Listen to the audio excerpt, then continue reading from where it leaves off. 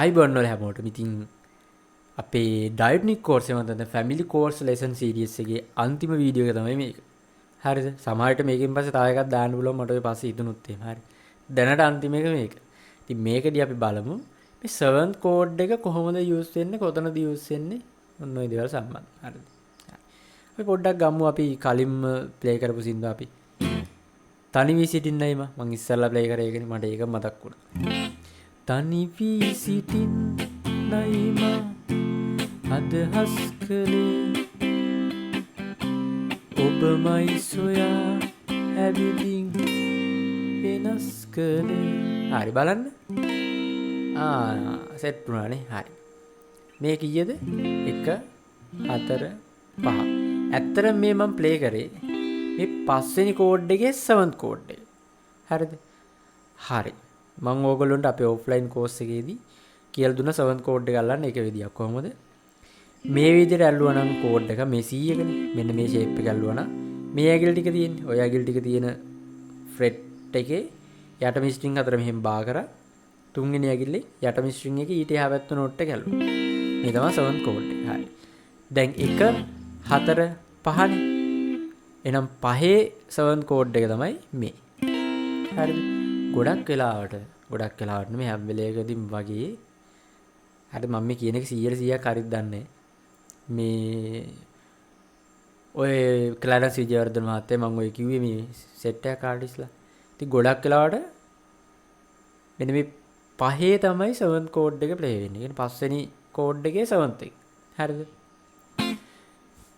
තනි වී සිටින්නයි අදහස් කළේ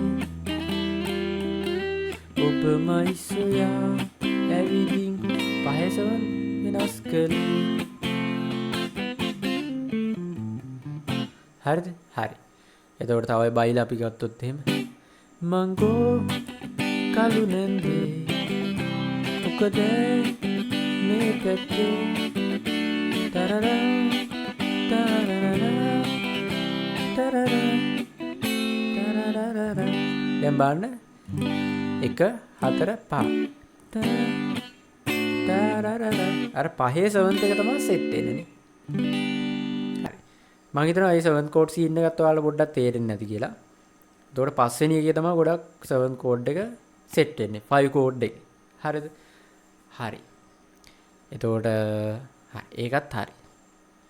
ඊට පස්සේ දැන් බයිලා සින්දුවකට ගොඩක් වෙලාවට ගොඩක් බයිලා songs වල play වෙන්නේ මේ 3 chords කියන set එක. කියන්නේ major key එක යනවා නම් 1යි 4යි 5යි කියන set එක. එතකොට 5ේ 7th එකත් play වෙනවා. හරිද? ඔයගේ තමයි play වෙන්නේ. එතකොට ඔයා බයිලා සින්දුවක් වගේ ගහනවා නම් අපි ගත්තොත් එහෙම සල්ලි දීලා ගවුම මැහුවේ ඇදලා බලන්න කල්ලි දෙකක් වතුර බෑ අඩිය තියන්න ඇඟට හිරට මහලා කොටට ඇඳලා බලන්න අඳින්න මිනි ගවුම මේ 7th එක අඳින්න මිනි ගවුම අඳින්න. හරි. මේ අර කෝඩ් ටික විතරයි යන්නේ.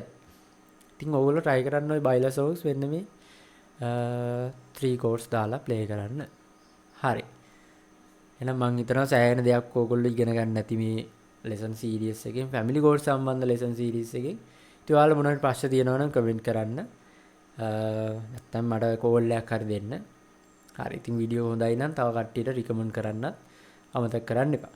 එහෙනම් කට්ටියට ජය වේවා. අපි offline course එකේ ඊළඟ lesson series එකෙන් හම්බ වෙමු.